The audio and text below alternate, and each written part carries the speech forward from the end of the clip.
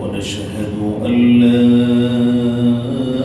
إله إلا الله وحده لا شريك له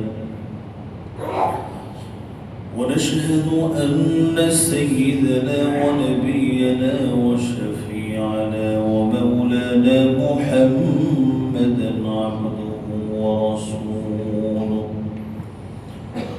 أرسله بالحق بشيرا ونذيرا وداعيا إلى الله بإذنه وسراجا وقمرا منيرا. أما بعد فقد قال الله تعالى في كلامه المجيد: أعوذ بالله من الشيطان الرجيم. بسم الله الرحمن الرحيم. وقالوا الحمد لله الذي أذهب عنا الحزن إن ربنا لغفور شكور الذي أحلنا دار المقامة من فضله لا يمسنا فيها نصب ولا يمسنا فيها لغوب. وعن أبي هريرة رضي الله تعالى عنه قال النبي صلى الله عليه وسلم: لا يدخل أحد الجنة إلا أري مقعده من النار لو أساء ليزداد شكرا ولا يدخل النار أحد إلا أري مقعده من الجنة لو أحسن ليكون عليه حسرة. رواه البخاري أو كما قال عليه الصلاة والسلام. নামাজে যে দুরূদ পড়ে থাকি মুহাব্বতের সাথে পাঠ করুন: আল্লাহুম্মা সাল্লি আলা মুহাম্মাদিন ওয়া আলা আলি মুহাম্মাদ কামা সাল্লাইতা আলা ইব্রাহিম ওয়া আলা আলি ইব্রাহিম ইন্নাকা হামিদুম মাজিদ। আল্লাহুম্মা বারিক আলা মুহাম্মাদিন ওয়া আলা আলি মুহাম্মাদ কামা বারাকতা আলা ইব্রাহিম ওয়া আলা আলি ইব্রাহিম ইন্নাকা হামিদুম মাজিদ। আলহামদুলিল্লাহ।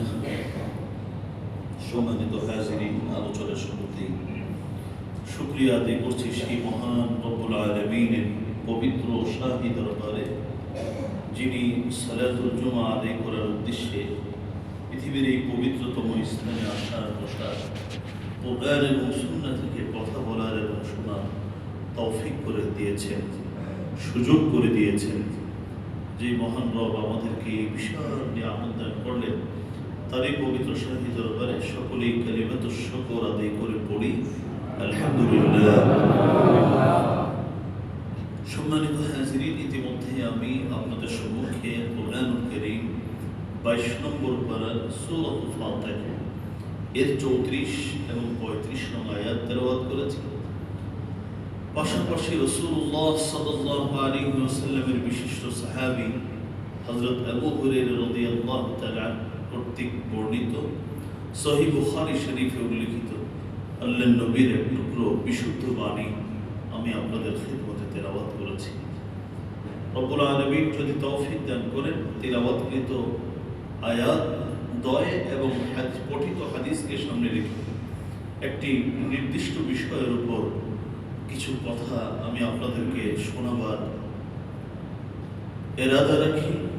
শুরুতে দোয়া করি আল্লাহ যেন আমাকে কথাগুলো ইখলাসের সাথে বলার দরদ নিয়ে কথাগুলো বলার, আর আপনাদেরকে কথাগুলো আমল, নিজে আমল এবং অন্যত্রে পৌঁছে দেবার নিয়তে কথাগুলো শোনার তৌফিক দান করুন। আমিন।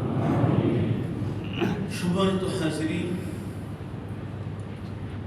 কোরআন এবং হাদিসের তিনটি শব্দ প্রায় কাছাকাছি অর্থের এসেছে। একটি হলো আল হুজন,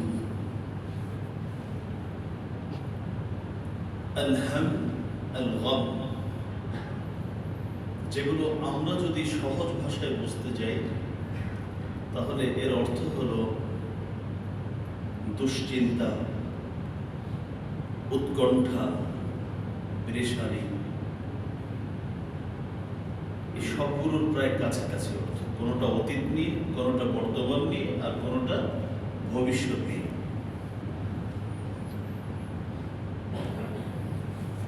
হুজন যেটা, এটা হলো অতীত নিয়ে, গম বর্তমান, আর আল হাম এটা হচ্ছে ভবিষ্যৎ।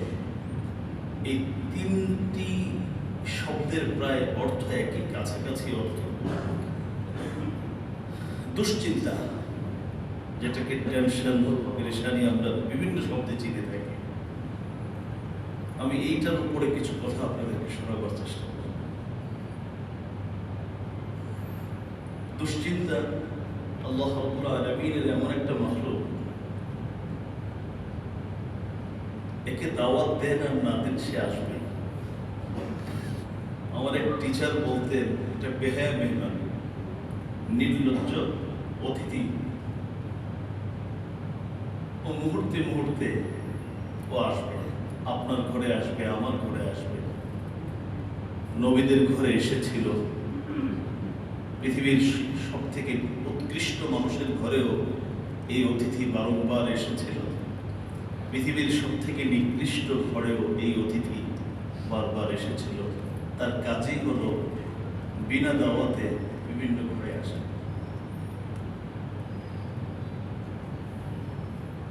আল্লাহ রাব্বুল আলামিন পৃথিবীটাকে এমনভাবে সৃষ্টি করেছেন, পৃথিবীর শুরু দিন থেকে আজ পর্যন্ত, শুধু আজ পর্যন্ত নয়, কিয়ামত পর্যন্ত পৃথিবীতে এমন একজন মানুষ আসেনি এবং আসবে না যার জীবনে দুশ্চিন্তা, টেনশন, পেরেশানি ছিল।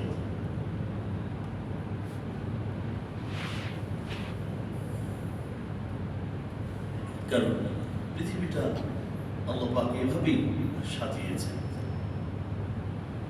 একটু আগে ভালো, এখন খারাপ, এখন ভালো, একটু পরে খারাপ। কখনো মানুষ মা বাবা সন্তানকে নিয়ে দুশ্চিন্তায় থাকে, কখনো স্বামী স্ত্রীকে নিয়ে, কখনো স্ত্রী স্বামীকে নিয়ে, কখনো একটি পরিবার তার প্রতিবেশী নিয়ে, কখনো ব্যবসা নিয়ে, কখনো চাকরি নিয়ে, কখনো সম্মান নিয়ে, কখনো আখিরাতের ভয় নিয়ে। দুশ্চিন্তা নেই। যদি কোনো মানুষ বলে আমার জীবনে কোনো দুশ্চিন্তা নেই, বুঝতে হবে উনি দুশ্চিন্তার সংজ্ঞাই বোঝেন। দুশ্চিন্তার যে সংজ্ঞা, এটা ওনার জানা। দুশ্চিন্তা, টেনশন এটা আসবেই। অথচ বিশ্ববিখ্যাত ইসলামী স্কলার আল্লামা ইবনুল কাইয়্যিম রাহিমাহুল্লাহু আযজা ওয়া জাল বলেন, চারটা জিনিস মানুষকে শেষ করে দেয়, এর মধ্যে একটা হলো দুশ্চিন্তা। অথচ মানুষ সব থেকে বেশি যার সাথে সাক্ষাৎ করে, যার সাথে থাকে, তার নাম হলো দুশ্চিন্তা। দুনিয়া তো শেষ করেই, কখনো কখনো আখিরাতকেও শেষ করে দেয়।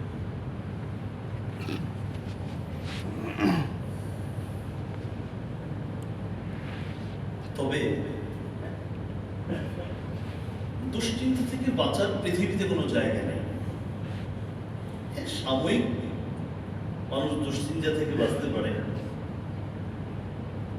টেনশন একটু ভুলে কিছু সময়ের জন্য থাকতে পারে, কিন্তু পুরো সময় দুশ্চিন্তা থেকে বেঁচে থাকার কোনো কিছু আছে বলে আমার জানা নেই।